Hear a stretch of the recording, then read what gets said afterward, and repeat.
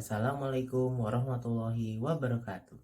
Perkenalkan, kami dari kelompok 1 dari kelas 10 MIPA 4 akan menjelaskan tentang Kerajaan Kutai dan Kerajaan Tarumanegara.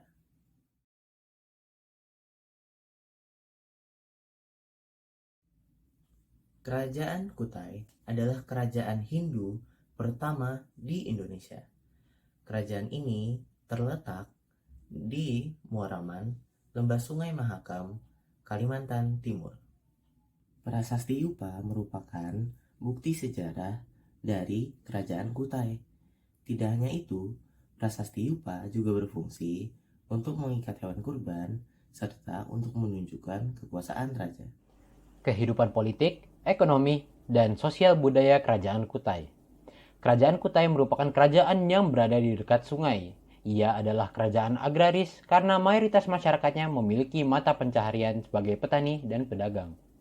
Letaknya yang berada di dekat Sungai Mahakam sangatlah strategis, dengan sungainya yang menjadi jalur perdagangan, pusat aktivitas, dan moda transportasi. Raja-raja Kerajaan Kutai. Terdapat beberapa raja-raja yang telah memimpin Kerajaan Kutai, diantaranya adalah Raja Kudungga sebagai raja pertama dan pendiri Kutai, Raja Aswawarman, dan anaknya Raja Aswawarman Mulawarman, yang juga merupakan pemimpin paling ternama dari Kerajaan Kutai. Kerajaan Kutai mencapai puncak kejayaannya di bawah pemerintahan Raja Mulawarman. Terdapat prasasti Yupa yang menyatakan bahwa Raja Mulawarman telah memberi sedekah 20.000 ekor lembu kepada para Brahmana. Jatuhnya Kerajaan Kutai. Penyebab runtuhnya Kerajaan Kutai adalah peperangan antara Kerajaan Kutai Martapura yang memeluk agama Hindu dengan Kerajaan Kutai Kertanegara yang memeluk agama Islam. Saat itu Maharaja Dharmastia terlibat perang dengan Raja ke-13 Kutai Kertanegara bernama Aji Pangeran Anupanji Mendapa. Kutai Kertanegara berhasilkan memenangkan perang dan menguasai daerah Kutai Martapura. Sejak itu, Kerajaan Kutai Martapura mengalami masa keruntuhannya. Kerajaan Tarumanegara. Kerajaan ini berada di Bogor, Jawa Barat dan berkembang dari abad ke-4 hingga ke-6. Dalam catatan sejarah, kerajaan ini merupakan kerajaan Hindu tertua kedua di Indonesia dan mereka memiliki kepercayaan yang kuat terhadap agama mereka yang berasal dari India. Kehidupan politik, ekonomi, dan sosial budaya. Berdasarkan berita dari Tiongkok oleh Fahian pada abad awal ke-5 Masehi, diketahui bahwa aspek kehidupan ekonomi pendudukan kerajaan ini yaitu pertanian, peternakan, perburuan hewan, dan juga perdagangan cula badak, cangkang penyu, dan perak. Sedangkan berdasarkan berita dari prasasti Tugu, diketahui bahwa Prabu Purnawarman sangat memerhatikan aspek pertanian dan perdagangan. Prasasti Tarumanegara terdapat 7 yang dikenal, yaitu 1. Tugu dari Bekasi, 2. Kebun kopi dari Bogor, Cindang Hiang atau Lebak dari Banten, Jambu dari Bogor, Carteon dari Bogor, Pasir Awi dari Bogor, dan Muara Cianten dari tepi Sungai Cisadane dekat Muara Cianten.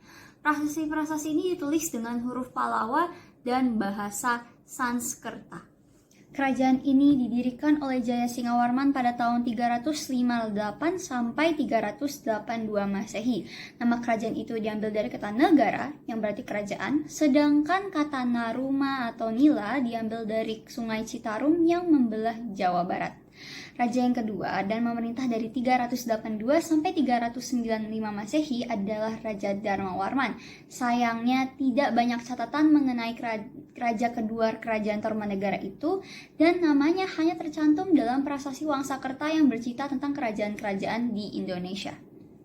Dan ada nama raja lain dari kerajaan Tarumanegara yang tercatat dalam prasasti Wangsakerta lagi dan bernama Raja Purnawarman.